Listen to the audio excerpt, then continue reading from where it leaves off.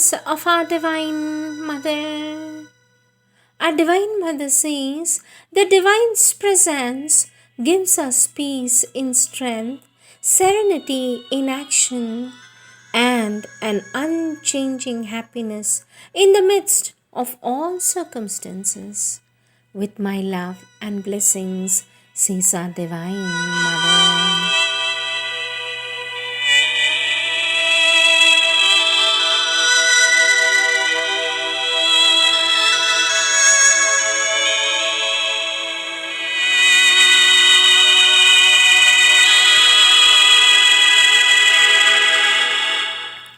Words of our Divine Mother from the book Agenda, Volume 1, page 20, date April 1954. Our Divine Mother says, with the same accuracy, one can say that all is divine or nothing is divine. Everything depends upon the angle from which one looks at the problem. Likewise, it can be said that the divine is a perpetual becoming, and yet that it is immutable for all eternity. To deny or affirm God's existence is equally true, but each is only partially true. It is by rising above both affirmation and negation that one may draw nearer the truth. It can further be said that whatever happens in the world is the result of the divine will, but also that this will has to be expressed and manifested in a world that contradicts or deforms it. These are two attitudes having respectively the partial effect of either submitting with peace and joy to whatever happens, or on the contrary, ceaselessly fighting for the triumph of what should be. To live with the truth, one must know how to rise above both attitudes and combine them.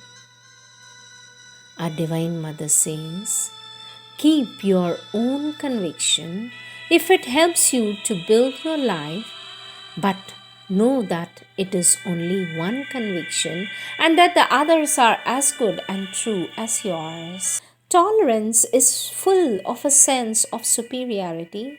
It should be replaced by total understanding.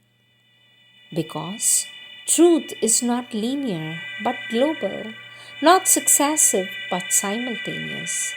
It can therefore not be expressed in words, it must be lived. Our Divine Mother says, to acquire a total and perfect awareness of the world as it is in all its details, one must first have no more personal reactions in regards to any of these details, nor even any spiritual preference as to what they ought to be.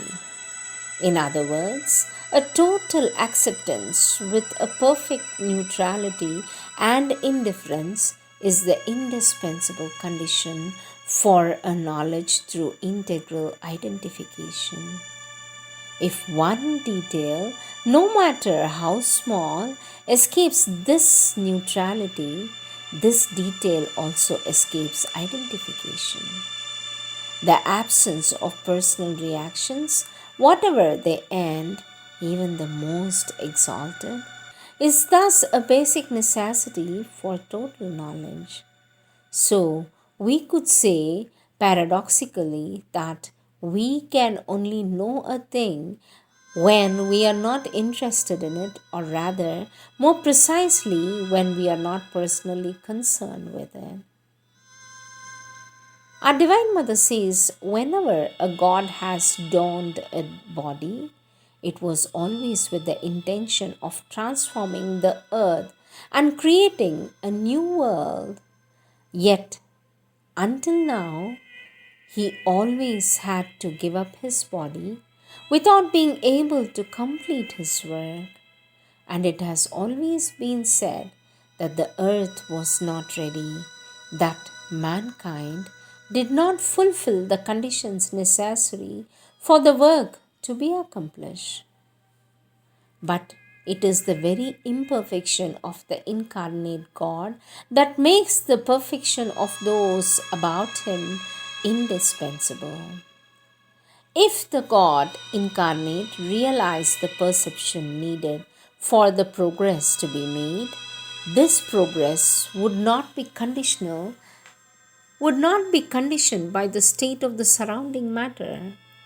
However, interdependence is doubtlessly absolute in this world of most objectification, and a certain degree of perfection in the general manifestation is indispensable because a higher degree of perfection can be realized in the divine incarnate being. It is the need for a certain perfection in the environment that drives human beings to progress. It is the insufficiency of this progress, whatever it may be, that impels the divine being to intensify his effort for progress in his own body. Thus, both moments for progress are simultaneous and complementary. Our Divine Mother says in August 1954, when we look back upon our lives, we almost always feel that in some circumstance or other, we could have done better, even though at each minute the action was dictated by the inner truth. This is because the universal is in a perpetual motion, and what was perfectly true at one time is not partially so today. Or to express it more precisely, the action necessary at the time it is carried out is no longer so at the same present time is no longer so at the present time, and another time might more fruitfully take its place. Our Divine Mother. Our Divine Mother says when we speak of transformation, the meaning of the word is still vague to us. Let me repeat. Our Divine Mother says when we speak of transformation, the meaning of the word is still vague to us. It gives us the impression of something that is going to happen which will set everything right. The idea more or less boils down this to this state. If we have difficulties, the difficulties will vanish. Those who are ill will be cured of their illness. If the body has infirmities or incapacities, the infirmities or incapacities will fade away and so forth. But as I have said, it is very vague. It is only an expression. Now, what is quite remarkable about the body consciousness is that it is unable to know a thing with precision and in all its details except when it is just about to be realized. Thus, when the progress of transformation comes clear, when we are able to know by what sequence of moments and chances the total transformation will take place, in what order, by which path, or as it were, which things will come first, which will follow, when everything is known in all its details, it will be a sure indication that the hour of realization is near. For each time you perceive a detailed accurately, the means that you're ready to carry it through. Our Divine Mother says, in the meantime, one can have an overall view. For example, it is quite certain that under the influence of the supramental light, the transformation of the body consciousness will take place first. Then will come a progress in the mastery and control of all the movements and workings of all the body's organs. Afterwards, his mastery will gradually change into a kind of radical modification of the moment and then of the constitution of the organ itself. All this is certain, although rather vague to our perception. But what will finally take place once the various organs are replaced by the centers of concentration of forces, each with a different quality and nature, and each working accordingly to their own specific mode, it is still a mere conception, and the body does not understand very well, for it is still very far from realization. And the body can really understand only when it is on the point of being able to. Our Divine Mother says the supramentalized body will be sexless, since the need for the natural animal procreation will no longer exist.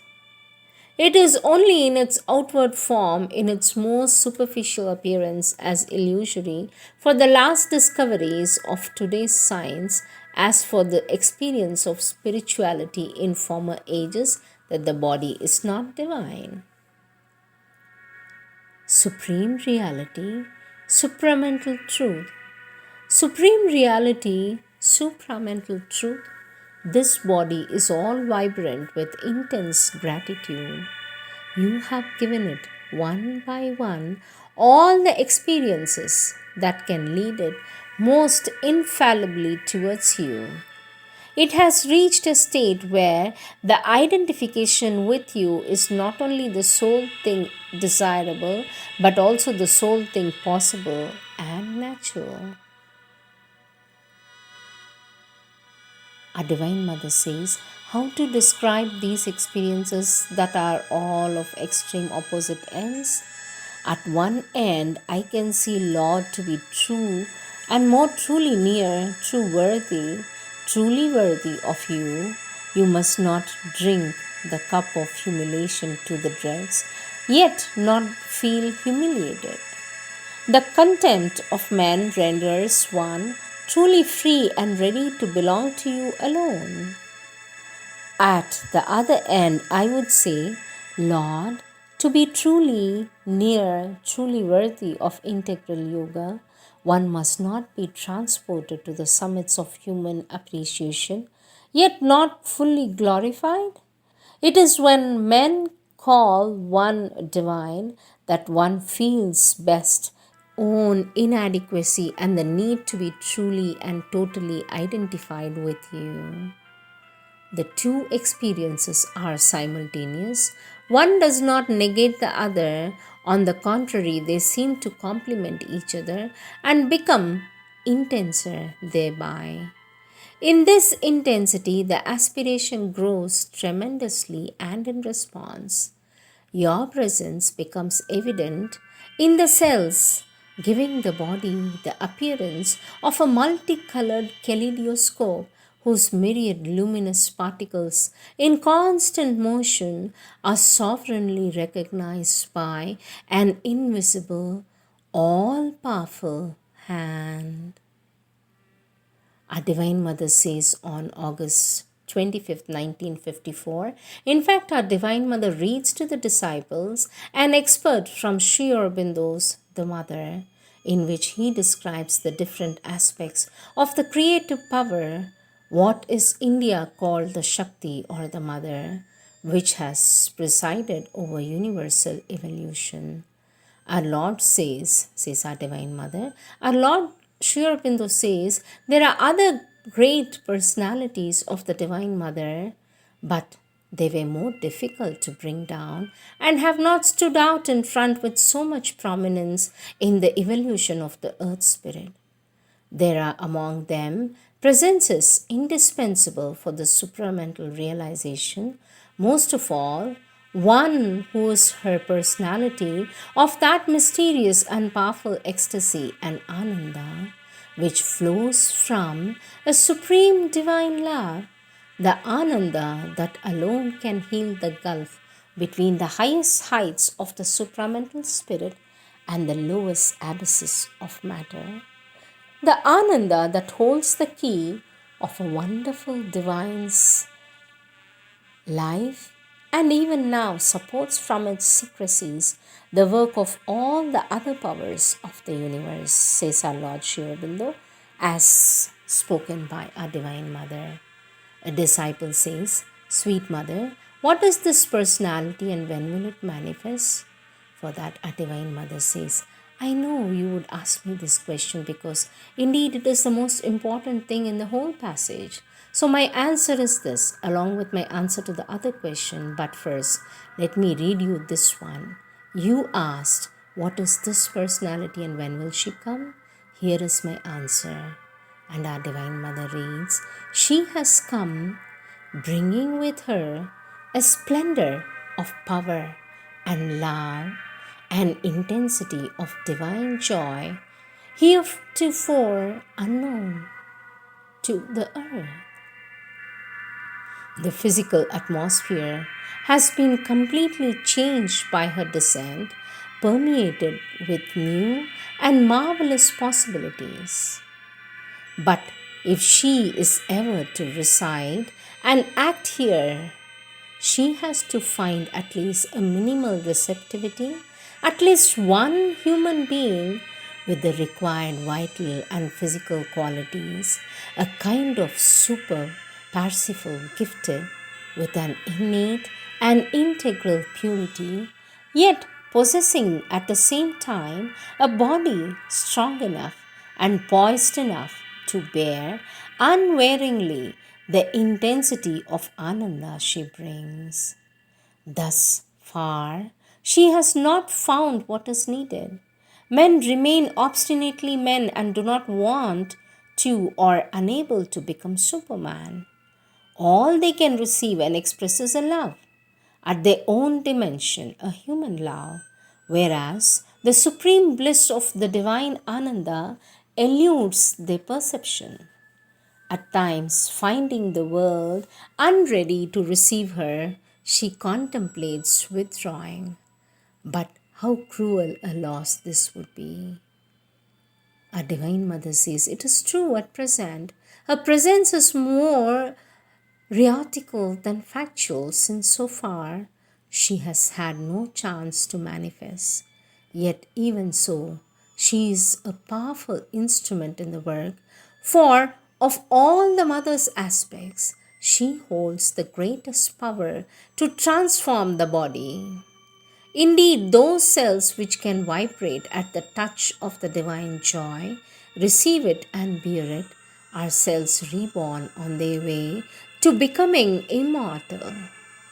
But the vibrations of divine bliss and those of pleasure cannot cohabit in the same vital and physical house. We must therefore totally renounce all feelings of pleasure to be ready to receive the divine Ananda. But rare are those who can renounce pleasure. Rare are those who can renounce pleasure without thereby renouncing all active participation in life or sinking into a stern asceticism. And among those who realize that the transformation is to be wrought in active life, some pretend that pleasure is a form of ananda, gone more or less astray, and legitimize their search for self satisfaction, thereby creating a virtually insuperable obstacle to their own transformation. These are the words of our Divine Mother. यम सर्वतत्त्वमनवेद यस्य सर्वतत्त्वं शरीरं यः सर्वतत्त्वमयमयति स आत्मायन्तर्यामी ॐरसो वै सः ॐरसो वै सः रसो वै सः रसमहेवायमलवध्वा आनन्दे भवति तृप्ति भवति अमृत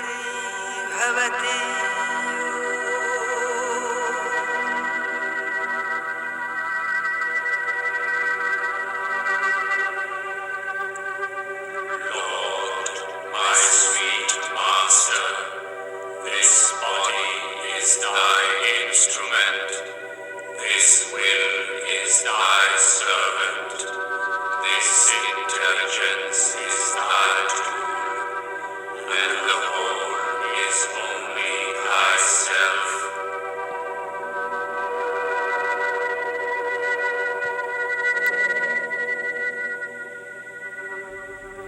Seigneur, montre-nous aide, ce corps est ton instrument, cette volonté est ta servante, cette intelligence est ton outil, et le tout n'est que toi-même. मन्नाथः श्रीजगन्नाथो मद्गुरुः श्रीजगद्गुरुः ममात्मा सर्वभूतात्मा तस्मै श्रीगुरवे नमः श्रीगुरवे नमः विद्यते हृदयग्रन्थिश्छिद्यन्ते सर्वसंशयाः क्षीयन्ते चास्य कर्माणि तस्मिन् दृष्टे परावरे ब्रह्मैवेदममृतं पुरस्तात् ब्रह्मैवेदममृतं पुरस्तात् ब्रह्म पश्चात् ब्रह्म दक्षिणतश्चोत्तरेण अधश्चोदधं च प्रसिद्धं ब्रह्मैवेदं विश्वमिदं वरिष्ठम् द्वासुपर्णा सयोजा सखाय समानं वृक्षं परिषस्व जाते तयोरन्यः पिप्पलं स्वादद्य नस्नन्यो अभिजागशीति समाने वृक्षे पुरुषो निमग्नो हनीशया शोचति मुह्यमानः जुष्टं यदा पश्यति अन्यमीशवस्य महिमानमिति वीतशोकः सत्यमेव जयते